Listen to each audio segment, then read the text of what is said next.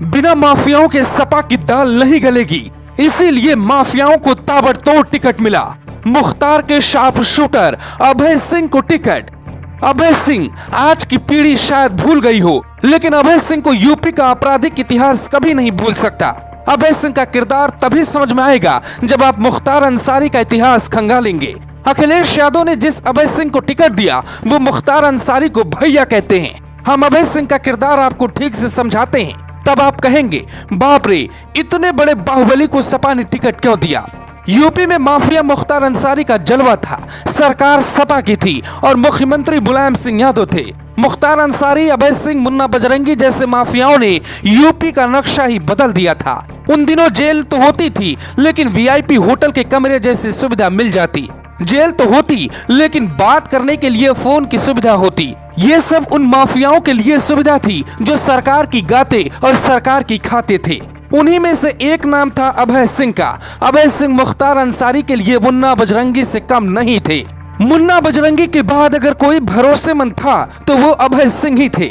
उसी वक्त एक ऐसा कांड हो गया कि मुख्तार अंसारी, मुन्ना बजरंगी और अभय सिंह को यूपी का बच्चा बच्चा जानने लगा। कृष्णानंद राय गाजीपुर के मोहम्मदाबाद विधानसभा सीट से 2002 में बीजेपी से विधायक बने। 29 नवंबर 2005 को कृष्णानंद राय करीमुद्दीन इलाके में सोनारी गांव में एक क्रिकेट टूर्नामेंट के उद्घाटन में पहुंचे थे। उनके पास बुलेट प्रूफ कार थी क्योंकि खतरा उनके लिए पहले से बना था, लेकिन उस दिन बारिश के चलते सामान्य गाड़ी में ही चले गए। टूर्नामेंट का उद्घाटन करने के बाद शाम को लौट रहे थे। रास्ते में उनके काफिले को कुछ लोगों ने घेर लिया और AK-47 से फायरिंग कर दी।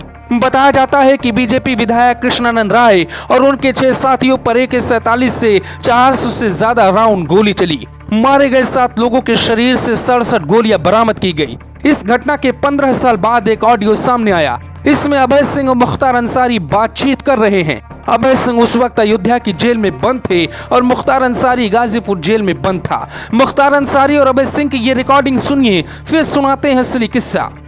बोले ठाकुर, वो भैया एक को जमीन नहीं इसमें रिजवान भाई से वहाँ बातचीत की वजह हुई, तो सब लोग आए थे नवाब। हाँ, उसमें बीच में मामला बिगड़ गया था, दूसरे लोग गए थे हाँ, थोड़ा बदमाशी किया है, सब छोड़ो अभी। अभी यहाँ पर वो हो गया, पता चला है, हल्ला हो रहा है कि गोली चल रही है मुन्ना बजरंगी और कृष्णानंद राय में। अच्छा, हाँ, ये सुनने में आया है। अच्छा, कहाँ पे? कृष्णानंद राय के गाँव पर दोनों तरफ से मुकाबला चल रहा है। हाँ हाँ, बराबर गोली चल रही है। हाँ, ये तरफा। जय श्री राम। अच्छा, ओके। हेलो। हाँ हाँ, काट नहीं, ठीक है, मुट्ठी में।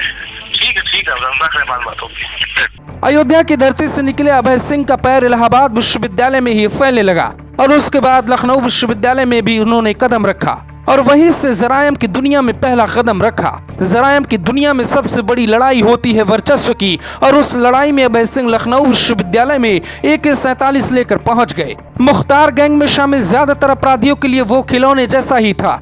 अभय सिंह जिस वक्त लखनऊ विश्वविद्यालय में थे उसी वक्त धनंजय सिंह से दोस्ती हो गई और ये दोस्ती बहुत ज्यादा दिनों तक नहीं चली। फिर दोनों के रास्ते अलग अलग हो गए। यहाँ तक कि बाहुबली अभय सिंह पे आरोप है कि उन्होंने 2012 में सपा की सीट से विधायकी जीतने के बाद ही धनंजय सिंह पर हमला करवा दिया। हालांकि अब दोनों में कोई विवाद नहीं होता। हर आरोपों से बरी होते अभय सिंह माफिया से नेता बन गए। 2012 में सपा ने टिकट दिया, जीत गए। हालांकि 2017 में हार गए और अब फिर सपा ने उन्हीं पर भरोसा जताया है। जाहिर है, जब माफिया या बाहुबली सफेद कुर्ता पहन ले तो उस पर गहरे दाग नहीं दिखते। यही कहानी है बाहुबली या माफिया अभय सिंह की।